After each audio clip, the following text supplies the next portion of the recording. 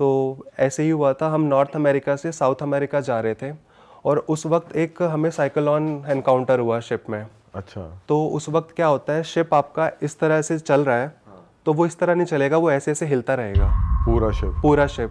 और उसका जो एंगल है वो मैक्सिमम 30 डिग्री तक जा सकता है। आपके जो कमरे में सामान रखा है वो सब गिर जाएगा। बिल्कुल, हाँ। जो इधर उधर चीज़ें हैं, आप वापस ड्यूटी करके कमरे में आ रहे हो तो ऐसा लगेगा पता नहीं कमरे किसी ने चोरी कर लिया, वहाँ पे चोरी किया है किसी ने।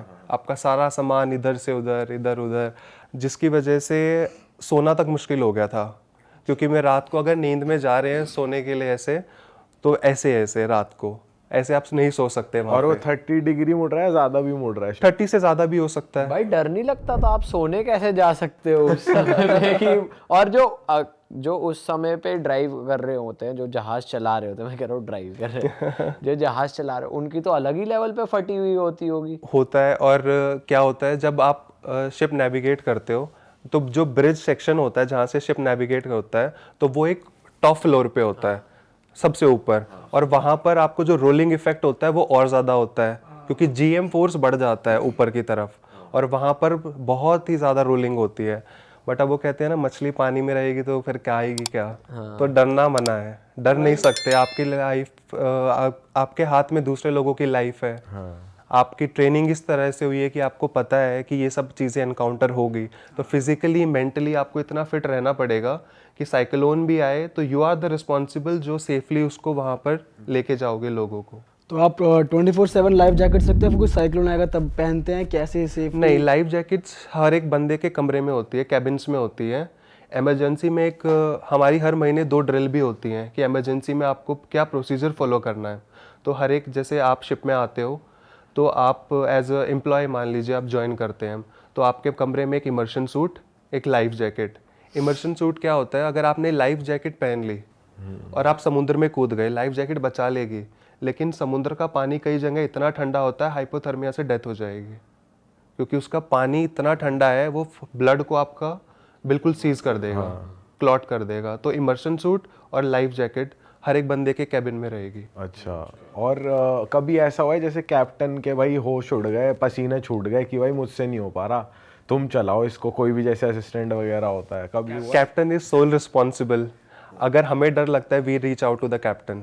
अच्छा। और अगर कैप्टन इतना ट्रेंड और एक्सपीरियंस होता है कि उसको हर सिचुएशन टैकल करने के बाद एक कैप्टन की पोस्ट दी जाती है, अगर वो भी डर गया, वो भी अगर लीडरशिप क्वालिटी में फेल हो गया, तो फिर राम नाम जपेंगे फिर तो।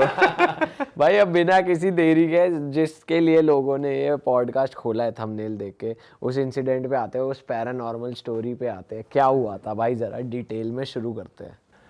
तो जब मैंने पहला शिप ज्वाइन किया था अपना एज ट्रेनी नेविगेटिंग ऑफिसर, तो उस टाइम मेरे कैप्टन वो देहरादून से हैं, मैं उनका नाम नहीं लेना चाहूँगा, तो वो देहरादून से हैं। उन्होंने मुझे एक सीरीज ऑफ इंसिडेंट्स बताया था जो उनके शिप पर हुए थे। और ये कार्गो शिप ही था ये जो शिप था ये टाइप ऑफ कार्गो शिप ही था। अच्छा।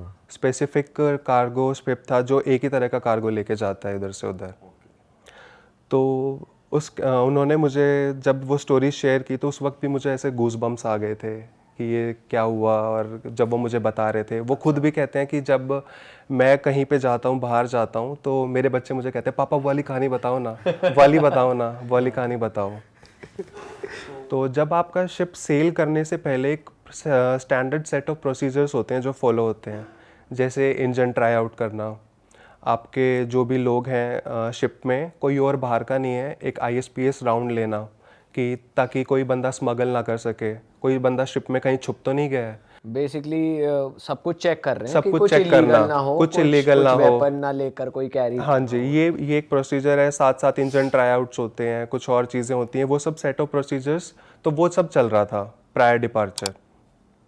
तो गैंगवे उस रास्ते को बोलते हैं जिससे आप जेटी मतलब पोर्ट से जहाज के ऊपर चढ़ते हैं। गैंगवे वो एक सीढ़ियाँ होती हैं जो आपको जहाज के ऊपर लेके जाती है जेटी से। तो उसके ऊपर एक नेट लगा होता है, नेट बंधा होता है, इसलिए ताकि कुछ चीज़ गिरे तो that doesn't fall into water, या फिर कोई अगर जा रहा है सीढ़ियों से गिरता हुआ, कोई मतलब चलता हुआ जा रहा है तो वो गिर गया तो नेट में ही चला जाए। तो उस नेट को भी रिमूव करना पड़ता है जब जहाज सेल आउट होता है। तो एक टीम थी जो उस नेट को रिमूव कर रही थी, स्टेयर्स जो स्टेयरकेस जा रही हैं उसको, नेट को हटा रही थी वहाँ से। तो उसी वक्त एक टीम थी जो वहाँ पे प्रोपेलर ट्राई आउट कर रही थी। जहाज़ को सेल आउट करने से पहले एक प्रोपेलर जो आपको प्रोपेलर जो जहाज़ को थ्रस्ट देता है, काफ़ी बड़ा साइज़ में रहता है, depend upon the size of ship कितना बड़ा है उसका भी साइज़ उतना ही होगा। बड़े पंखड़ी टाइप जिसको कहते हैं। पंखड़ी जो जहाज़ की पंखड़ी होती है, बोट्स में भी देखा होगा आपने, जो पीछे वो रहता है। तो प्रोपेलर को ट्राई आउट कर रहे थे, एग्जॉस्ट जैसा। एग्जॉस्ट जैसा। तो प्रोपेलर को ट्राई आउट कर रहे थे। तो जैसे ही उन्होंने उसको ट्राई आउट किया तो उसने थ्रस्ट क्रिएट किया और वो वहाँ पर एक टीम नेट उतार रही थी गैंगवे से, और वो नेट उसके थ्रस्ट की वजह से उस प्रोपेलर में फंस गया। और उसने अपने साथ साथ 3 लोगों को खींचा और उसके अंदर आके 3 लोगों की डेथ हो गई प्रोपेलर में आने की वजह से। और उन लोगों की बॉडीज़ तक ट्रेसेबल नहीं थी, ब्लड था, किसी का हाथ मिला, किसी का पैर मिला। अब उस इंसिडेंट की वजह से जो उस कंट्री जहाँ पे जहाज़ खड़ा था वहाँ की लोकल अथॉरिटीज़ आई, पुलिस आई इन्वेस्टिगेशन के लिए। तो इस टाइम तक जहाज़ जो था बहुत ज़्यादा डिले हो गया था, बहुत। और जिस पोर्ट पर उसको नेक्स्ट जाना था वहाँ पर 3 लोग ज्वाइन करने वाले थे, जिन 3 लोगों का नाम है फ़िरोज़, अनिकेत और साहिल। ये 3 लोग वहाँ पर उस कंट्री में वेट कर रहे हैं जहाँ पर उसको आना था जहाज़ को, और वो ज्वाइन करने वाले थे। तो वहाँ पर अब क्या हो रहा है, लोकल अथॉरिटीज़ आ रही है, पुलिस आ रही है इन्वेस्टिगेशन करने के लिए, और जहाज़ को उन्होंने वहाँ पर सीज़ कर दिया कि ये एक बहुत बड़ी मिस हैपनिंग हुई है और उनकी कंट्री में हुई है, तो लीगली उनका काम है इसको स्टैंडर्ड प्रोसीजर फॉलो करना। तो इस टोटल पूरे जो ये होता है इंसिडेंट, इसमें लगभग 1 महीना जहाज़ डिले हो जाता है। अभी तक साहिल, फ़िरोज़ और अनिकेत को नहीं पता कि क्या हो रहा है जिस वजह से हम ज्वाइन नहीं कर पा रहे हैं। वो एक्साइटेड है ज्वाइन करने के लिए और वो वेट कर रहे हैं जहाज़ का। 1 महीना हो गया उन्हें। 1 महीना हो गया उनको, लगभग 25 दिन हो गए थे उनको। तो एजेंट उनको इन्फॉर्मेशन देता है कि ऐसे ऐसे कुछ इंसिडेंट हो गया है और जहाज़ लोकल अथॉरिटीज़ ने सीज़ कर दिया है, तो वो आ जाएगा। तो अब वो लोग वेट कर रहे हैं कि जहाज़ आएगा, और वहाँ से जहाज़ को अथॉरिटीज़ ने छोड़ दिया वो उस इंसिडेंट के बाद। और इंक्वायरी कमेटी का जो रिज़ल्ट था कि आप इन लोगों को सस्पेंड कर दीजिए, और उसके बाद जहाज़ ने सेल आउट किया। तो निकारागुआ से सेल आउट हुआ और जहाज़ पहुंचा ब्राज़ील में। ब्राज़ील में साओ पोलो एक जगह है, साओ पोलो में पहुंचा जहाज़, और वहाँ से उन लोगों को ज्वाइन करना है जहाज़। अब तीनों जो अनिकेत है, शरण है, साहिल, सॉरी मैं नाम गलत बोला, अनिकेत, शरण और फ़िरोज़, इन्होंने जहाज़ ज्वाइन कर लिया है। वहाँ पे जहाज़ के ऊपर ज्वाइन किया है इन्होंने, और ये लोग बहुत एक्साइटेड है जहाज़ पे ज्वाइन करने के लिए, हर एक काम करने के लिए। उन्होंने अपनी ट्रेनिंग पूरी की है अभी, और वो अभी जिस तरह से उन्होंने देखा था, पहली बार जहाज़ को देख रहे हैं, अब जाना चाहते हैं जहाज़ पे, तो वो सब उनके ऐसा लग रहा है कि ड्रीम्स पूरे हो रहे हैं उनके। तो जो पहला इंसिडेंट हुआ था जिस वजह से कुछ ये प्रेडिक्ट हुआ था ऐसा कुछ है, कोई आइडेंटिटी और मौजूद है जहाज़ पे, तो वो पहला चीफ कुक के साथ हुआ था, जहाज़ पे जो खाना बनाता है। तो चीफ कुक जो है खाना बनाने के लिए जो इंग्रेडिएंट यूज़ करता है वो अलग अलग स्टोर में स्टोर किए जाते हैं, जैसे provision store, dry store, meat room हो गया, क्योंकि मीट रूम का टेम्परेचर बहुत कम होता है, तो वहाँ पर ही आप फ्रोज़न मीट को रख सकते हो। तो इसी तरह से वहाँ पे क्या हुआ, वो फ़िशेज़, उसने जो अपना मेन्यू था उसको फ़िशेज़ बनानी थी उस दिन। तो फ़िश बनाने के लिए वो उस रूम में गया, मीट रूम में, और मीट रूम में जाके उसने जो फ़िशेज़ वगैरह थी उनको लिया और किसी ने बाहर से गेट को बंद कर दिया। ऐसा हुआ, बाहर से वो गेट बंद हो गया, तो उसे लगा कि शायद हो सकता है रोलिंग हो रही है जहाज़ में, जैसे मैंने आपको बताया कि जहाज़ जब चलता है तो 30 डिग्री एंगल तक रोल हो जाता है, और उसकी वजह से उसे लगा कि रोलिंग हुई होगी, कि हो जाता है। तो उसने अंदर से एक अलार्म होता है जो आप प्रेस करेंगे तो डायरेक्ट ब्रिज पर बजेगा, तो वहाँ से पता लग जाएगा कि somebody needs हेल्प, और वहाँ पे किसी ने गेट बंद हो गया या इंसिडेंट की वजह से गेट जो है बंद हो गया। तो चीफ कुक ने भी इतना ध्यान नहीं दिया कि ऐसा ऐसा कुछ हुआ है, तो उसने ये बात किसी को बताई भी नहीं, और उसे ऐसा लगा भी नहीं कि ये बात शायद किसी के साथ शेयर करने वाली है। हाँ, नॉर्मल रोलिंग हुई है भैया, बंद हो गया गेट। तो चीफ कुक ने फिर ऑब्जर्व करना शुरू किया कि जहाँ पर मीट रखा जा रहा है ना, तो वो जब भी उस जगह पे जाता है तो उसको ऐसा लगता है कि उसके साथ साथ कोई बंदा उसको फॉलो कर रहा है, कोई उसके साथ और भी इंसान कोई है, जैसे कोई आपके पीछे खड़ा होता है तो आपको थोड़ा महसूस होता है कि कोई है। तो चीफ कुक को कॉन्टिन्यूसली ऐसा ही लगने लगा कि जैसे कोई इंसान उसके साथ में खड़ा है या कोई उसके इंसान साथ में कॉन्टिन्यूसली उसके साथ है, साथ साथ है, कोई किसी इंसान की प्रेजेंस फील हो रही थी। अब उसकी प्रेजेंस की वजह से उसे ये फील होने लगा कि उसे डर भी लगने लगा बहुत ज़्यादा कि यहाँ पर कुछ और भी चीज़ है। और डेथ हुई थी तो वो चीज़ें वो रिलेट कर पा रहे थे कि कुछ ऐसा तो नहीं है कि उन लोगों की स्पिरिट्स है, अब वो उस आत्मा है। एंगल में सोचने लग वो उस एंगल पे सोचने लग गए। तो उसने वो बात एक चीफ पेटी ऑफिसर से शेयर करी जिनका नाम है द्विवेदी जी। द्विवेदी जी से उन्होंने वो बात शेयर की तो उन्होंने कहा कि हो सकता है तेरे मन का वहम हो, ऐसा कुछ नहीं हो सकता कि यहाँ पे ये चीज़ें, और ये चीज़ें किसी को बोलियो मत, तुझे ही लोग पागल बोलेंगे कि तो ऐसे ऐसे कर रहा है ये। तो उसने वो चीज़ अपने ही पास रखी और किसी के साथ शेयर भी नहीं की। अब फिर एक दिन क्या होता है, ब्रिज पे 12 से 4 जो अफसर वॉच कर रहा है, तो असिस्टेंट कमांडेंट है वो वॉच कर रहा है रात को, तो 12 से 4, तो उसके साथ उसकी वाइफ भी मौजूद है वहाँ पे। जब आप ऑन बोर्ड होते हो तो certain officers can call their wife, family भी बुला सकते हैं वो, तो उसकी वाइफ भी है ऑन बोर्ड वहाँ पर। तो वाइफ भी है और उसके साथ एक जूनियर ऑफिसर है जो उस वक्त सीख रहा है जहाज़ चलाना। तो वो दोनों जहाज़ के एक ब्रिज विंग पर हैं। ब्रिज विंग होता है जैसे ब्रिज होता है तो उसके एक एक्सपैंडेड एक बैल्कनी, मान लीजिए बैल्कनी है, तो वहाँ पर हैं वो लोग और वो लोग कॉफ़ी इंजॉय कर रहे हैं। 12 से 4 के बीच में उसका टाइम है। तो उन दोनों का साइमल्टेनियसली हाथ ऐसे ऊपर उठता है, साइमल्टेनियसली ऐसे, दोनों का, वाइफ और हस्बैंड वाइफ और जो उसके साथ जूनियर ऑफिसर था, अच्छा, उन दोनों का हाथ साइमल्टेनियसली ऊपर की तरफ ऐसे पॉइंट करता है। और अंदर जो नेविगेट कर रहा है ऑफिसर, वो बाहर एक बार देखता है तो उसको वो वापस उधर देखता है जहाँ पे वो पॉइंट कर रहे हैं। तो कुछ उनको एक स्मोकी सा, हेजी सा फिगर दिखता है, स्मोकी फेज, जैसे धुंध होती है ना, इस तरह का क्लाउड टाइप का एक फिगर दिखता है उनको जो स्लाइड करते हुए चला गया है ऐसे। अच्छा। तो वो उस इंसिडेंट से उस चीज़ को जो चीफ कुक के साथ हो रहा था वो उसको रिलेट कर पा रहे थे कि ऐसा कुछ हो रहा है कि ये जो लोग हैं, ये जो बता रहे हैं, ये आइडेंटिटी कोई और प्रेजेंट है जहाज पे। तो उसने वो चीज़ फिर कैप्टन को बताई कि ऐसे ऐसे कुछ देखा है। तो कैप्टन ने वो सब चीज़ें पे बिलीव नहीं किया और बोला किसी को बोलना भी मत ये सब चीज़ें, क्योंकि हो सकता है तुम्हारे मन का वहम हो या, और इस तरह से डेथ हुई है तो लोग अफवाह भी बहुत फैलाते हैं उस वक्त।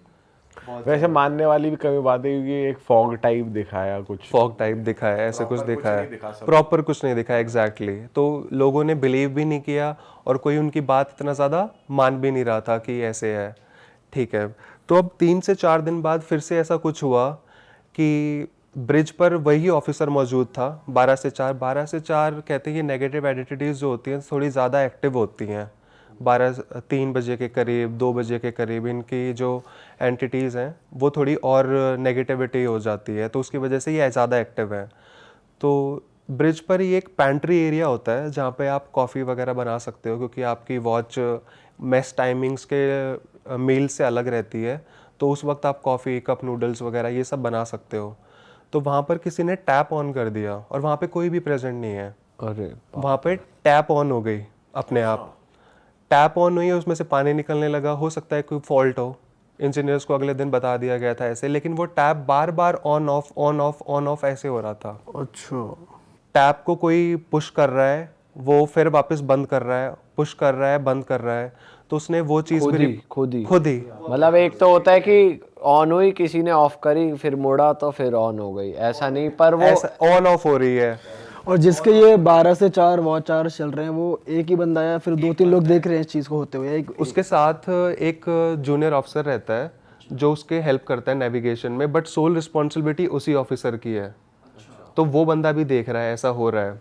अब यही इतनी देर में वो टैप के पास जाते हैं, वो टैप खुली हुई है, वो टैप को जाके बंद करते हैं। इतनी देर में ब्रिज का दरवाज़ा सटाक करके बंद होता है, बहुत तेज़ विंड फोर्स के साथ।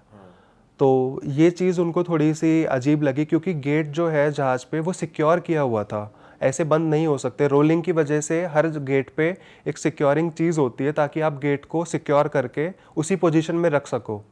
लेकिन अब वो गेट जो है वो एकदम से बंद हुआ सटाक करके, सिक्योर होने के बाद भी। सिक्योर होने के बाद भी। तो ये जो चीज़ थी, ये उस चीज़ ने सबसे ज़्यादा इम्पैक्ट क्रिएट किया कि सिक्योर होने के बाद भी गेट कैसे बंद हुआ। सही बात है। तो अनिकेत, शरण, जो लोग ज्वाइन किया था अभी इन्होंने 3 बंदों ने, उनमें से वो दोनों साथ में रह रहे हैं, शरण और अनिकेत।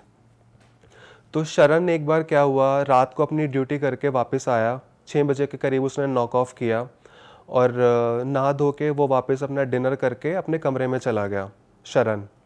तो शरण जैसे ही रात को अपने कमरे में, हमारी आदत होती है रात को फ़ोन यूज़ करके सोने की, तो इसी तरह से वो गाने सुनते सुनते सो गया। तो रात को एग्जैक्ट 12 बजे शरण एकदम से उठता है और कुछ बड़बड़ाने लगता है, और वो क्या बोल रहा है उसको समझ नहीं आ रहा। अब जो उसके साथ लड़का है अनिकेत, उसने कहा तू क्या बड़बड़ा रहा है, क्या बोल रहा है, सो जा आराम से। तो वो फिर से वही चीज़ें ब्लटर आउट कर रहा है रात को, कुछ कुछ बोल रहा है, कुछ कुछ कह रहा है, और फिर उसके बाद थोड़ी देर बाद सो गया। तो उसने भी, जो उसके साथ अनिकेत था, उसने भी लेट गो किया कि पता नहीं क्या कर रहा है ये, उसने इतना ध्यान नहीं दिया कि ये क्या बोल रहा है, क्या कह रहा है। अगले दिन वो सुबह बोलता है, तू रात को क्या कर रहा था, रात को क्या बड़बड़ा रहा था? कह रहा है रात को बड़बड़ा रहा था। कह रहा है मुझे तो नहीं ऐसा कुछ ध्यान, मैं तो 10:30 11 बजे के करीब सो गया था। कह रहा है तू रात को 1:30 बजे उठ के कुछ बड़बड़ा रहा था, क्या बोल रहा था? कह रहा है यार हो सकता है नींद में मुझे ध्यान ना रहा हो, कुछ भी माइंड में मेरे, मुझे कुछ याद नहीं है ऐसा कि मैं बड़बड़ा रहा था। तो उसने ये इंसिडेंट हुआ, तो ये इतना उसने गौर नहीं किया, ना किसी और बंदे ने गौर किया कि वो ऐसा हो रहा है। हाँ, क्योंकि वैसे भी लोग, कुछ लोग होते हैं जो नींद में भी बात करते हाँ, हैं। मैं बहुत बोलता हूँ नींद में। बोलता है। अबे एक दिन मैंने पता है क्या बोल दिया नींद में, मैं मम्मी के साथ सो रहा था, तो मैं नींद में, सॉरी भाई आपका मोमेंट नहीं, कोई बात। मैं नींद में चिल्ला रहा हूँ, तुमने मेरे को धोखा दिया है ये, और तेज तेज गालियां दे रहा हूँ नींद में। अबे गालियां, मतलब गालियां क्लियर। और मम्मी मेरे को कह रही तू क्या बोल रहा था रात को, क्या सपना आया तुझे?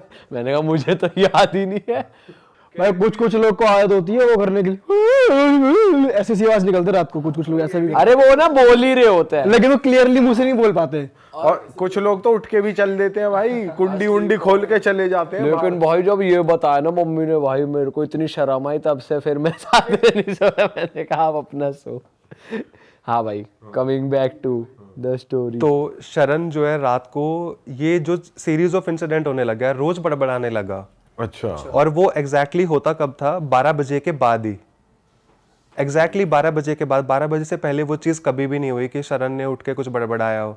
तो अनिकेत उसको रोज कहता है तू क्या मंत्र का जाप करता है रात को, तू रोज मेरी नींद खराब करता है और रात को कुछ बड़बड़ाता है। कह रहा है यार मुझे तो कुछ नहीं याद रहता, ऐसा कुछ होता है।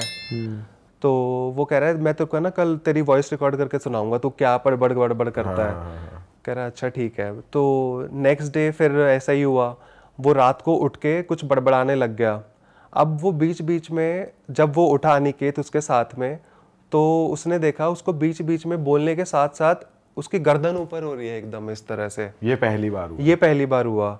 उसकी गर्दन ऐसे ऐसे हो रही है बार बार ऊपर की तरफ, और बोल भी रहा है। और बोल भी रहा है। वो क्या बोल रहा है वो ना उसको समझ आ रहा है, ना वो उसको पता है कि ये क्या बोल रहा है, क्या बड़बड़ाया जा रहा है। तो अब ये जो चीज़ है उन्होंने शेयर की जो उनके चीफ पेटी ऑफिसर थे द्विवेदी जी से, कि ये रात को है ना ऐसे ऐसे कुछ कुछ बड़बड़ा रहा है। तो जो द्विवेदी जी थे वो बहुत सात्विक किस्म के इंसान, बहुत सात्विक, टाइम पे उठना, टाइम पे सोना, पूजा पाठ करना, जहाज पे रहते हुए भी 2 बार जोत लगाते थे वो।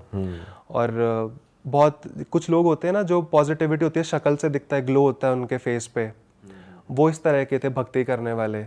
तो वो उन्होंने वो चीफ कुक के इंसिडेंट को और इस इंसिडेंट को दोनों को रिलेट किया, और उन्होंने कहा कि तुझे जो फील हो रहा है, जो कुछ हो रहा है, तुझे कुछ याद रह रहा है, तुझे कुछ ऐसा महसूस हो? कह रहे मुझे तो कुछ याद नहीं रहता, यही मुझे बोलता है तू रात को बड़बड़ाता है। हाँ। मुझे कुछ नहीं याद रहता। तो उन्होंने कहा कि तू आज मैं तेरे साथ रहता हूँ रात को, देखते हैं कि क्या होता है रात को। तो अब वो रात को उसके साथ रुकते हैं सोने के लिए, अनिकेत, और साथ में द्विवेदी जी हैं रुके हुए, जो तीन लोग हैं अब साथ में। अब ऐसे ही हुआ 1 बजे के करीब वो फिर से उठा और फिर बोलने लगा, कुछ बड़बड़ा रहा है वो, कुछ ऐसे ही बोल रहा है। अब द्विवेदी जी ने एक बात ऑब्जर्व की कि जिन 3 लोगों की डेथ हुई थी, जो प्रोपेलर में कट के जिनके बॉडी पीसेस हो गए थे, उसकी आवाज़ उनमें से एक इंसान के साथ मैच हो रही है जो वो एग्जैक्टली बोल रहा है।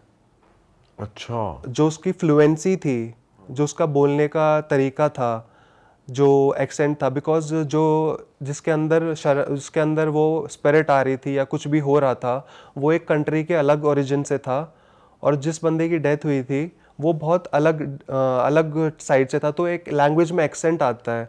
तो उसने कहा कि ये तो उस इंसान की तरह बोल रहा है, इसकी जो लैंग्वेज है, ये जो बोल रहा है अब, तो इसकी तो बिल्कुल चेंज हो चुकी है। तो मतलब वो कुछ और ही लैंग्वेज में कुछ और बड़बड़ा लैंग्वेज में बोल रहा था, उसको पता भी नहीं था वो क्या हो रहा था ये सब। तो उन्होंने ये इंसिडेंट अपने फ़ोन पे गुरु के साथ शेयर किया कि ऐसे ऐसे ऐसा कुछ हो रहा है, और ये अब ना उसको खुद ही नहीं पता होता कि वैसे ये क्या हो फोन चलते हैं शिप पे अगर आप होते हो तो? चलते हैं। सैटेलाइट इंटरनेट यूज़ होता है। हाँ। तो सैटेलाइट इंटरनेट से आप बात कर सकते हो। सैटेलाइट इंटरनेट से वो थोड़ा कॉस्टली होता है, तो आपको जो नेट मिलता है वो बहुत लिमिटेड मिलता है, 2 घंटे के लिए, 2.5 घंटे के लिए, इस तरह के। तो वो सैटेलाइट फ़ोन से उसने कांटेक्ट किया कि ऐसे ऐसे हो रहा है, और ये चीज़ें जो हैं वो रोज़ रात को 12 बजे के बाद ही हो रही हैं, ऐसे ऐसे करके। तो उन्होंने कहा कि अभी इन चीज़ों को आप है ना, इन चीज़ों में मत पड़ो, ये शायद हो सकता है कि इनका वहम हो, या कुछ मन में कुछ उसको इमोशनली इतना इफ़ेक्ट की हो, मेंटली वो चीज़ें, कि उसके पास ये चीज़ें वो महसूस कर रहा है अपने आप।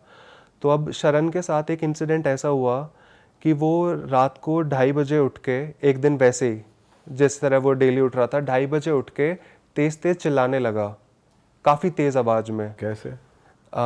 ये तो अब स्टोरी मेरे कैप्टन ने मुझे बताई है, तो वो मुझे नहीं पता कि वो किस तरह से चिल्लाया। तो उन्होंने कहा कि वो बहुत तेज़ चिल्लाया, और जो उसकी लैंग्वेज थी बोलने वाली, वो एग्जैक्टली उस तरह से थी जो 3 लोगों की डेथ हुई थी, उनमें से एक इंसान बिल्कुल वैसे ही बोलता था।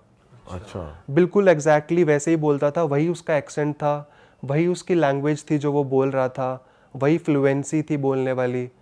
तो ये चीज़ उन्होंने ऑब्जर्व की कि वो इंसान कैसे उसका बॉडी के अंदर आ रहा है, या क्या हो रहा है, या वो हमसे कम्युनिकेट करने की कोशिश कर रहा है।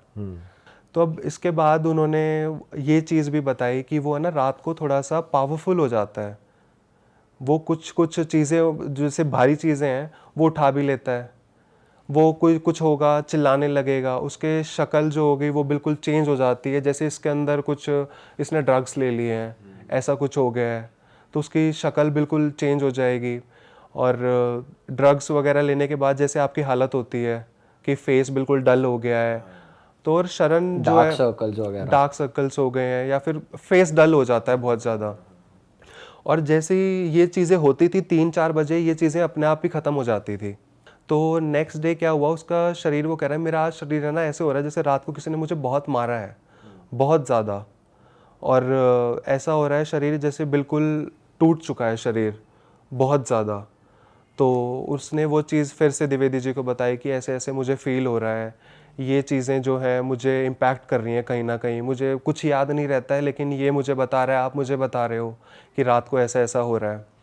तो उन्होंने अपने गुरु को ये चीज़ें बताई कि ऐसे ऐसे करके उसके अंदर रात को और पावर्स भी आ रही हैं, कि वो किसी भारी चीज़ को उठा लेता है, या फिर ऐसा कुछ कर देता है जो उसके कैपेबिलिटी में नहीं था, वो नहीं कर सकता। तो अब उनके गुरु ने कहा कि अगर ऐसा कुछ होता है ना, रात को इनके बाल पकड़ो, इनके ना बाल कंट्रोल करो, पकड़ने की कोशिश करो अगर ऐसा कुछ हो रहा है तो वो उसने चीज़ अनिकेत को बताई कि अगर ऐसा कुछ हो रहा है ना, तुझे डर लग रहा है, तो रात को तू इसके है ना सर के ऊपर से पीछे के हिस्से से यहाँ से उसके बाल होल्ड किया कर। अगर ऐसा कुछ हो रहा है तो वो शायद उस कॉन्शियसनेस से वापस आ जाए, शायद उस जगह से वापस आ जाए वो जो इस जोन में जा रहा है वो। तो अब तक अनिकेत भी बहुत डर गया था जो उसके साथ रहता, क्योंकि शरण जो है डेली रात को इस तरह से उठ रहा है और वो उसके साथ सो रहा है। तो अब ये इंसिडेंट डेली हो रहा है इस तरह से। तो उसने डिसाइड किया कि ये चीज़ जाके मैं अपने सीनियर अथॉरिटीज़ को बताता हूँ, कैप्टन को बोलता हूँ या कुछ भी, मेरे को या तो रूम चेंज करो मेरा, मैं ऐसे, या तो मेरी नींद भी कंप्लीट नहीं होती है या कुछ भी होता है। तो जब बात हायर अथॉरिटीज़ तक गई तो वो खुद इंटरवीन करना चाहते थे उस चीज़ में आके, कि मैं एक बार देखना चाहूँगा कि ऐसा क्या हो रहा है।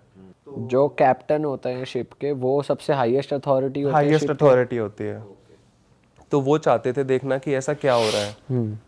तो अब जब नेक्स्ट डे हुआ तो वो कैप्टन भी आया और अनिकेत भी थे साथ में, तो ऐसा कुछ भी नहीं हुआ, कुछ भी नहीं हुआ ऐसा। और उन्होंने कहा तुम शायद पागल बना रहे हो, और जो ये भूतिया माहौल हो रहा है ना जहाज पर, ये तुम लोग ही रिस्पॉन्सिबल हो इस चीज़ के लिए, ऐसा कुछ भी नहीं है, कहाँ हो रहा है ये चीज़ें, तुम कह रहे हो रोज़ हो रहा है, और वैसा कुछ भी नहीं हुआ। तो कह रहे सर हमें नहीं पता, अब हम तो डेली ये चीज़ देख रहे हैं। उसने कहा कि ठीक है कोई बात नहीं, मैं ना तुम जब बोलोगे ना उस वक्त आ जाऊँगा मैं, तुम मुझे कॉल कर देना इंटरकॉम से और आई विल रिस्पॉन्ड। तो उन्होंने कहा ठीक है सर, लेकिन आप इस टाइम तक मेरा रूम चेंज कर दीजिए या फिर मुझे कहीं और शिफ्ट कर दीजिए, मुझे इसके साथ रहने में बहुत डर लग रहा है अब, कि क्योंकि द्विवेदी जी ऐसे बोल रहे हैं कि शायद हो सकता है कोई और एंटिटी इसके अंदर आ रही है या कुछ ऐसा कोई चीज़ हो रही है। तो उन्होंने फिर डिसाइड किया कि उसको अकेले ही उस रूम में रहने देते हैं, वो अपने साथ ही अपना जो भी वो है ताकि उसके तक ही रहे वो चीज़ें। तो अब शरण अकेला है रूम में, अब उसके साथ और कोई नहीं है वहाँ पे। तो अब सेम चीज़ वही दोबारा होने लगी, और लेकिन हायर लेवल पे होने लगी। अब वो साथ साथ चिल्ला भी रहा है अच्छा। रात को, अब वो चिल्ला रहा है साथ साथ और तेज़ आवाज़ें निकाल रहा है, कुछ बोल रहा है, कुछ कह रहा है। और द्विवेदी जी अभी तक अब वहाँ नहीं सो रहे, अपने उधर वो नहीं सो रहे वहाँ पे, वो अकेला सो रहा है। अब लेकिन जो ये इंसिडेंट हुआ, वो चिल्लाना शुरू हुआ, तो इससे अब वो आवाज़ें हर जगह गई और उन्होंने ये चीज़ हर जगह फैल गई कि रात को कुछ ना कुछ तो हो रहा है इसको। तो 3 बजे के करीब किसी ने उसके रूम में एंटर करके देखा, वो अपने आप से बड़बड़ा रहा है, अपना सर घुमा रहा है या कुछ ऐसा कुछ बोल रहा है अपने आप ही, और चिल्ला भी रहा है तेज़ तेज़। तो अब उसके बाद एक और इंसिडेंट हुआ जिसमें ये सबके आगे प्रूफ सा हो गया कि कुछ ना कुछ तो प्रेजेंट है यहाँ पर। क्या हुआ था? उस दिन ब्रिज पर क्या हुआ था, वही 12 से 4 जो असिस्टेंट कमांडर की वॉच चल रही थी, तो वो वॉच कर रहा है और वॉच करते करते उसने 3 टारगेट ऑब्जर्व किए स्टार्बर्ड राइट साइड पे उसने 3 टारगेट ऑब्जर्व किए। टारगेट एज इन टारगेट हम बोलते हैं, लाइट्स ऑब्जर्व की 3 लाइट, क्योंकि अब जैसे हो सकता है कोई डॉक हो या सिटी हो उसकी लाइट। जैसे सिटी होती है तो उसमें बहुत सारी लाइट्स होती है। हाँ। लेकिन आपको एक जो 3 लाइट्स दिखेंगी वो या तो आपका फिशिंग वेसल है या कोई शिप है। Got it. तो वो 3 लाइट्स उसने ऑब्जर्व की जो स्टार्बर्ड साइड पे थी, लगभग 5 से 6 नॉटिकल माइल के दूर। तो ये कोई ऐसा बात नहीं है कि एबनॉर्मल चीज़ हुई है। तो उसने वो ऑब्जर्व किया कि बाकी ओपन सी है बिल्कुल, कोई और टारगेट या फिशिंग वेसल कुछ भी नहीं है। स्टार्बर्ड साइड पे उसने 6 नॉटिकल माइल दूर 3 टारगेट ऑब्जर्व किए।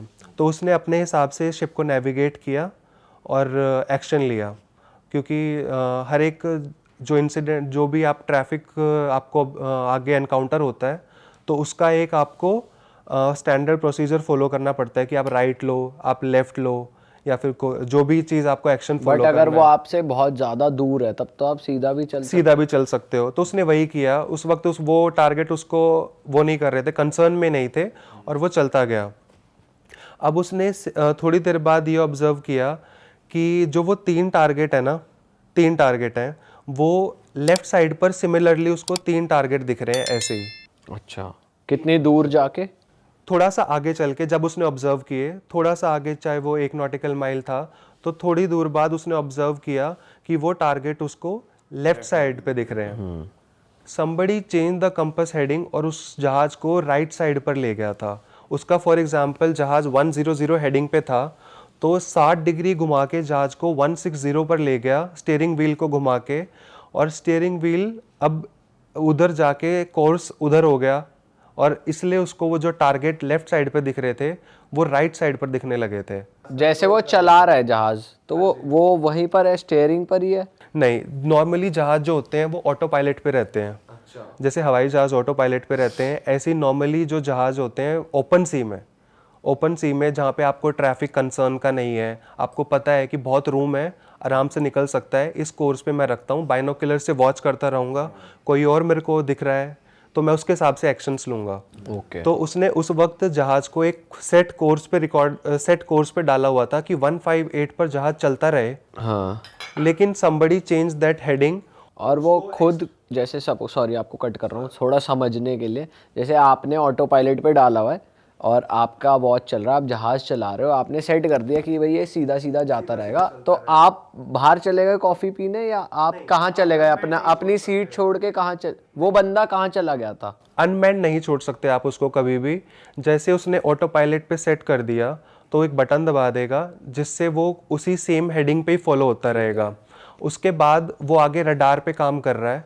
रडार दूर है सीट से? वो जो स्टीयरिंग व्हील होता है वो थोड़ा सा पीछे होता है और रडार्स और इक्विपमेंट्स जो होते हैं वो थोड़ा आगे होते हैं।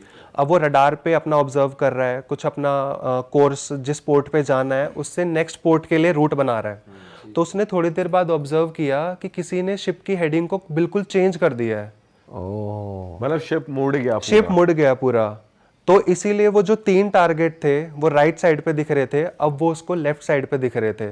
तो शिप ने वैसे जब टर्न लिया होगा तो उसी से ही नहीं अंदाजा लग गया होगा कि भाई नहीं, जो शिप होता है गाड़ी की तरह टर्न नहीं होता, बहुत धीरे धीरे आराम से टर्न होता है। और रात के वक्त आपको नहीं पता लगेगा। जैसे आप एक रोड पे चल रहे हैं, रोड पे लाइट है तो आपको रोड दिखेगा, लेकिन आप अपनी गाड़ी की लाइट्स बंद कर देंगे या ऊपर वाली लाइट्स जो रोड पे होती हैं वो बंद हो जाएंगी, तो आपको क्या दिखेगा? अंधेरा ही है, बिल्कुल डार्क। रात में तो कुछ दिखेगा ही कुछ भी नहीं दिखेगा। तो उसने जब आके अपने रडार पे और एक्डिक्स पे सब चीजें देखी तो उसने देखा किसी ने हेडिंग चेंज कर दी है जहाज की। अरे बाप और जहाज को पूरा घुमा दिया है, और इसीलिए वो 3 टारगेट जो राइट में थे वो लेफ्ट में आ गए थे। तो ये वाला इंसिडेंट था जिसमें जो पहले इंसिडेंट्स हुए थे उनके कोई प्रूफ नहीं थे, वो जाग रहा है सो रहा है लोगों ने देखे थे। बट इस वाले इंसिडेंट का प्रॉपरली रडार की रिकॉर्डिंग थी, प्रॉपर एक एक्डिस की रिकॉर्डिंग थी जिसने वीडीआर ने रिकॉर्ड किया था। तो वो चीज़ जो अफसर उस वक्त वॉच पे था उसने कैप्टन को दिखाया कि इस तरह से जहाज़ को किसी ने घुमाया है। तो उस वक्त कैप्टन को अब वो स्टेट में आ गया था कि कुछ प्रेजेंट है यहाँ पे, कुछ ना कुछ तो है, क्योंकि ऑटोमेटिकली अपने आप जहाज नहीं घूम सकता। किसी को एक स्टैंडर्ड प्रोसीजर फॉलो करना पड़ेगा और उसके बाद वो ऑटो पायलट से हैंड स्टीयरिंग पे आएगा और वो स्टीयरिंग घुमाएगा। तो वो चीज़ उस चीज़ ने कैप्टन को बहुत डरा दिया था कि ये ऐसी चीज़ हुई है कि जो कंसर्न की है बहुत ज़्यादा, कुछ ना कुछ तो आइडेंटिटी प्रेजेंट है। तो इसके बाद एक दिन जहाज़ पे जैसे नॉर्मली सेल पे होते हैं तो जहाज़ पे पार्टीज़ वगैरह होती हैं, बारबेक्यू होता है, ओपन एयर में हम पार्टीज़ वगैरह करते हैं। तो वहाँ पे पार्टी चल रही है, शरण भी प्रेजेंट है पार्टी में, अनिकेत द्विवेदी और शिप का सारे क्रू प्रेजेंट है। तो पार्टी करते करते रात के 12 बज गए और लेट हो गया। अब फिर शरण के साथ वही चीज़ हुई। अब ये जो चीज़ हुई वो सबके सामने हुई। अच्छा, अभी तक तो वो कमरे में उठ रहा था, अब उठ रहा था। और उस वक्त क्या था, केक कटिंग चल रही थी। तो केक कटिंग चल रही थी तो सीनियर मोस्ट जो आगे ऑफिसर्स होते हैं वो केक कटिंग कर रहे थे। तो शरण ने वहाँ से चाकू पकड़ा और फिर से उसको फिक्स आने लगे। उसने अपना जो गर्दन है वो एकदम से उसकी झटके से ऐसे पीछे गई और वो फिर से उसी आवाज़ में बोलने लगा जिस आवाज़ में वो 4-5 दिन पहले बोल रहा था, उसी आवाज़ में कॉन्टिन्यूसली। और वो बोल क्या रहा है, अब उसकी लैंग्वेज दूसरी है क्योंकि जो बंदे की डेथ हुई थी he was from south India, Reddy थे वो। तो रेड्डी की आवाज़ में वो बोल रहा है कि मैं इसको मार दूंगा। और वो बोल जो रहा है वो लोकल लैंग्वेज में बोल रहा है जो शरण को लैंग्वेज बिल्कुल भी नहीं आती है। रेडी भी उन 3 लोगों में से है जो मरे थे। रेड्डी उन 3 लोगों में से है जिसकी डेथ हुई तो थी। जो वहाँ पे क्रू मौजूद है इस टाइम पार्टी में, उन्होंने पहचाना कि ये इस लैंग्वेज में ये इस लैंग्वेज में बोल रहा है क्योंकि रेड्डी जो था वो उन लोगों के साथ मौजूद था जो अभी भी शिप पे मौजूद थे। तो उन्होंने कहा कि ये तो बिल्कुल रेड्डी की तरह बोल रहा है। और सब लोग शॉक हो गए थे कि एक नॉर्थ इंडिया से बिलोंग करने वाला बंदा साउथ इंडियन लैंग्वेज कैसे बोल रहा है। अब इस इंसिडेंट से क्या हुआ प्रूव कि उसके अंदर कुछ रेड्डी की स्पिरिट आ रही है या फिर ऐसा कुछ हुआ रहा है कि रेड्डी यहाँ पर मौजूद है, प्रेजेंट है वो। और जब रेड्डी का और कैप्टन का कुछ बात हो गई थी जिसकी वजह से वो मेंटली बहुत डिस्टर्ब था, बहुत ही ज़्यादा डिस्टर्ब था। तो उनकी डेथ से पहले जो ये इंसिडेंट हुआ था, 3 लोगों की डेथ हुई थी, तो उससे कुछ हफ्ते पहले कैप्टन की और रेड्डी की लड़ाई हुई थी जिसमें उनकी आपस में इंटरेस्ट ऑफ कन्फ्लिक्ट की वजह से इतनी ज़्यादा लड़ाई बढ़ गई थी कि उनकी चिल्लाने की आवाज़ और आपस में एक दूसरे को बोलने की। जब आपके साथ किसी से लड़ाई होती है या कुछ भी होता है तो आपको उस इंसान से नेगेटिव वाइब बहुत ज़्यादा क्रिएट हो जाती है कि इस इंसान का मेरे को शक्ल भी नहीं देखनी। तो रेड्डी जो था वो अपना घर जाना चाहता था ड्यू टू सम रीजंस, उसके फैमिली के रीज़न की वजह से, बट कप्तान ने उसको घर पे जाने नहीं दिया था। तो ये रीज़न था कि वो उसके साथ बहुत ज़्यादा स्ट्रेस आउट हो रहा था बार बार। ठीक है। तो अभी ये इंसिडेंट के बाद कैप्टन सबसे ज़्यादा डरा हुआ था जहाज़ पे। तो उसने पर्सनली, उसको पता था कि द्विवेदी जी जो हैं वो बहुत भक्ति करने वाले, वो एक साधक थे, वो एक साधना करते थे और डेली शिप पर भी 2 घंटे उनको साधना करनी थी। तो उन्होंने ये बात अपने गुरु को जब बताई तो उसने कहा कि तुम्हें है ना इससे बाहर रहना है, तुम इतने कैपेबल नहीं हो कि तुम स्पिरिट हैंडल कर सको। क्योंकि द्विवेदी जी खुद ऐसे थे, वो उस चीज़ से बहुत परेशान हो रहे थे और वो हेल्प करना चाहते थे। तो वो पर्सनली खुद जाके पर्सनल इंटरेस्ट दिखा के अपना उस चीज़ को डील करना चाहते थे।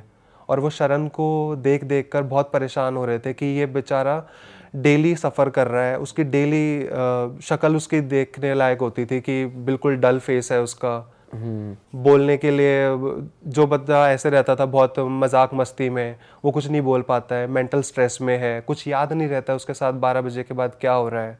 तो उन्होंने डेली वहाँ पर सुबह शाम नहा धो के मंत्र का उच्चारण करना शुरू करा कि वो उस मंत्र के अधीन हो जाएं, कि वो एक किसी अपने गुरु को, किसी आइडेंटिटी को हेल्प ले सके उससे डील करने के लिए। तो अब शरण के साथ डेली क्या हो रहा था, उसकी तबीयत ख़राब होती जा रही थी और डेली उसका वेट भी लॉस हो रहा था। उसका वेट काफ़ी कम हो चुका था, 4 से 5 किलो वेट उसका लूज़ हो चुका था लास्ट के 2 से ढाई महीने के अंदर। तो अब वो डेली वो जो स्पिरिट है उसके शरण के अंदर आ रही है। तो शरण को क्या हो रहा है, वो फिज़िकली एग्जॉस्टेड हो रहा है बहुत ज़्यादा, एक तो परेशान हो रहा है मेंटली। तो द्विवेदी जी जब वो उच्चारण कर रहे हैं अपने मंत्रों का, तो उससे वाइब्रेशंस की वजह से वो बहुत परेशान हो रहा है कि जैसे यहाँ पर कुछ है जो मुझे अपना काम नहीं करने दे रहा। शरण परेशान हो रहा है शरण परेशान हो रहा है मंत्रों से। उन मंत्रों से। जब वो उसके अंदर वो आइडेंटिटी होती है तब वो परेशान हो रहा है कि इसके अंदर कुछ है जो मुझे परेशान कर रहा है।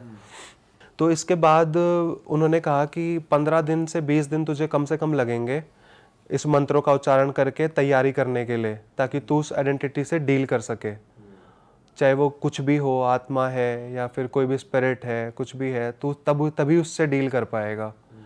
तो अब उसके बाद जब वो उनका एक स्पेसिफिक टेन्योर पूरा हो गया कि उन्होंने मंत्र अपने पूरे कर लिए और वो उस लेवल पे पहुंच गए, तो उन्होंने अपने गुरु को बताया कि ये चीज़ें हैं और अब मैंने कर चुका हूँ। तो उन्होंने उसके ऊपर बोला कि अब ये सिर्फ तेरी जिम्मेदारी है कि तू इन चीज़ों में जाके उस चीज़ को कर पाएगा या नहीं कर पाएगा। तो totally it was on him कि वो उसको जाके ठीक कर सकते हैं या नहीं कर सकते। तो अब रात को वो जब ये इंसिडेंट्स हो रहे थे 12 से 3 के बीच में, तो वो उनके साथ जाके बैठे हैं द्विवेदी जी, उसके साथ शरण के साथ बैठे हैं। और जब वो बैठे हैं तो एग्जैक्टली वही चीज़ें हो रही हैं, फिर से वही चीज़ें फिर दोबारा रिपीट हो रही हैं। वो उठता है, कुछ बड़बड़ा रहा है, कुछ बोल रहा है, कुछ कहने की कोशिश कर रहा है। तो उन्होंने कहा था कि जब तुम अपने मंत्रों का उच्चारण करोगे ना, तो वो जो शक्ति है ना, वो तुम्हें वो करने नहीं देगी और पूरी कोशिश करेगी कि तुम वहाँ से उस चीज़ को छोड़ दो या भाग जाओ, क्योंकि वो एक मकसद के लिए है वहाँ से, और वो जब तक उसका मकसद पूरा नहीं होगा वो वहाँ से नहीं जाएगा बिना किए। और उसका मकसद था सिर्फ मैं कैप्टन को मार दूँ या फिर उसको ऐसा हार्म करूँ जो उसने मेरे साथ किया, अपना प्रतिशोध लेना चाहता था वो। तो जब द्विवेदी जी ने उसको एनकाउंटर किया उस चीज़ को, तो वो खुद भी डर रहे थे। जब उन्होंने पहली बार वो मंत्रों के उच्चारण उनके आगे किए, तो उन्होंने जिस साधना में वो बैठते थे उच्चारण के लिए, तो उसी साधना में बैठ के, शरण के पास ही बैठे हैं वो, और वो उसी साधना में जाके उसके ऊपर वो मंत्रों का उच्चारण कर रहे हैं। और शरण अभी इस वक्त और ज़्यादा एग्रेसिव हो रहा है, और ज़्यादा उसको फील हो रहा है कि यहाँ पे कुछ ऐसा है जो मुझे मेरा काम नहीं करने दे रहा, वो डिस्टर्ब हो रहा है। तो उसने जिस तरह बताया उसके गुरु ने, उसने वो प्रोसीजर फॉलो किया। उसने उनके बाल पकड़ के रखे और वो वही मंत्रों का उच्चारण किया। और वो एक है ना तिलक लगाते थे अपने माथे पे, जो होली ऐश होती है उसका तिलक लगाते थे। तो वो करते करते उन्होंने कहा कि तुझे डेली ये चीज़ें है ना कम से कम 1 हफ्ते तक करनी पड़ेंगी। वो उन्होंने भभूत जो थी वो उसके हाथ पे लेके और पूरे अच्छे से उसके फेस पे लगा दी, और वो और चिल्ला रहा है उसकी वजह से। शरण उस वक्त और चिल्ला रहा है, कह रहा है तू मेरे आगे आ रहा है अगर तो तेरा भी वही हाल होएगा जो कैप्टन का होगा। तू हट जा मेरे रास्ते से, तू हट जा मेरे रास्ते से। तो वो उसको ये कह रहा है कि इस लड़के ने तेरा क्या बिगाड़ा है जिसके शरीर में आके तू अपना एक मीडियम बना रहा है, तू इस लड़के ने तेरा क्या बिगाड़ा है, ये मेरी मदद करेगा। तो अब उसको जो वो मंत्र चल रहे हैं वो मंत्र उसको लगातार आके 7 दिन तक दोहराने हैं, और वही भभूत उसको उसके सर पे घुमानी है लगातार 7 दिन तक। तभी वो चीज़ है जो उसको एज पर हिज गुरु वो चीज़ उसको छोड़ सकती है। तो उन्होंने कहा कि ये चीज़ तेरे को फॉलो करनी है, बट एक टाइम पे आके उनका भी जो अंदर से मेंटल वो पीस था द्विवेदी जी का, जो खुद उनकी वो थी, वो एक गिव अप कर रही थी कि शायद मैं नहीं कर पाऊँगा, और इस तरह से जो उस चीज़ जो मेरे को आइडेंटिटी को उसको फ्री कराना है शायद पॉसिबल नहीं हो पाएगा। तो उन्होंने अपने गुरु को ये सब चीज़ें बताई कि इस तरह से मुझे ये फेस डिफ़िकल्टी हो रही है कि मुझे नहीं लगता मैं कर पाऊँगा ये चीज़ें। तो उन्होंने कहा कि हर एक चीज़ के पीछे एक रीज़न होता है, और तेरे को है ना एक रीज़न ढूंढना है तुझे क्यों करना है वो। तुझे एक इंसान की ज़िंदगी बचानी है जिसका कोई कसूर नहीं है, जिसके उस शरीर में एक आइडेंटिटी बैठी है, तेरे को उसके वो जान बचानी है। तो अब वो जो आइडेंटिटी है वो डेली उसके साथ बात करना शुरू कर रही है कि तू मेरे रास्ते से हट जा, नहीं तो मैं तेरा भी वही हाल करूँगा जो कैप्टन का हाल हुआ है। जो कैप्टन का हाल मैं करने वाला हूँ वो भी तेरा हाल होएगा, तू उससे पहले तू जाएगा। अब वो उसको कहता है कि अगर तुझे कैप्टन से बदला लेना है ना तो मैं कैप्टन को यहीं बुला देता हूँ, यहाँ पे बुला देता हूँ, और तेरे को जो करना है उसके साथ तू कर ले, जो भी तुझे जो उसको मारना है, तुझे जो करना है उसके लिए। तो वो उसको कैप्टन को बोलता है ये सब चीज़ें ऐसे ऐसे हो रही है, और जब तक वो बदला नहीं लेगा ना वो आपका पीछा नहीं छोड़ेगा। तो वो कैप्टन को भी वहाँ पे बुलाता है उस दिन, जिस दिन वो परफॉर्म करता है वो उसी तरह से लगातार 7 दिन तक उसको वो चीज़ करनी है। तो वो अभी सेकंड डे बुला लिया उन्होंने या फिर 7वें दिन? तीसरे दिन जो है वो ऐसा फील होने लगा था कि मैं नहीं कर सकता अब। तो उसके बाद उसने कैप्टन को बुलाया कि मैं अब ये चीज़ फॉलो करना चाहता हूँ और उसके लिए मुझे आपकी मदद की ज़रूरत है, और ऐसे ऐसे करके तो उसने कैप्टन को बुलाया वहाँ पे। तो कैप्टन वहाँ पे आया है, और उस वक्त द्विवेदी जी हैं, शरण है, वो वहाँ पे बैठे हैं। तो वो एक भभूत लेता है और वो उसको कैप्टन के हाथ में देता है कि आप इसके उस पे सर पे ये भभूत लगाओ, ये एज़ पर माई गुरु कि अगर आप इसके उसमें करते हो तो शायद इसके ये शरीर छोड़ दे, ये एंटिटी इसकी शरीर छोड़ सकती है। तो अब शरण जो है वो उस 12 बजने के बाद जैसे उसके रूप में आता है तो वैसे ही है, वो बोल रहा है कुछ ना कुछ बड़बड़ा रहा है। तो अब जिस दिन वो फाइनल डे उनका है, जिस दिन वो कैप्टन को लेके आता है अपने साथ में, तो वो बार बार यही बोलता है मैं इसके शरीर में तेरे लिए हूँ, मैं इसके शरीर में तेरे लिए हूँ, मुझे तेरे उससे वो है, मुझे इसका शरीर नहीं चाहिए, मुझे तुझे मारना है, मुझे तुझे मारना है, मुझे इस लड़के की मौत, मुझे इस लड़के के उससे कुछ नहीं है, और जब तक मेरा वो पूरा नहीं होगा बदला मैं यहाँ से नहीं जाऊँगा। अरे वाह, आपने ये वीडियो यहाँ तक देख ली भाई, तुमने हमारी मेहनत सफल कर दिया, तुम ही लोग हो असली रियल हिट। और अगर आपको बहुत मज़ा आ रहा है ऐसी क्लिप्स में, ऐसी वीडियोस में, तो फटाफट जाइए प्लेलिस्ट पे बिंज वॉच कीजिए और सारी वीडियोस देख डालो और मौज काटो। दैट इज इट, हम मिलेंगे नए पॉडकास्ट में, नए क्लिप में। Till then bye bye, see you, take care, do subscribe.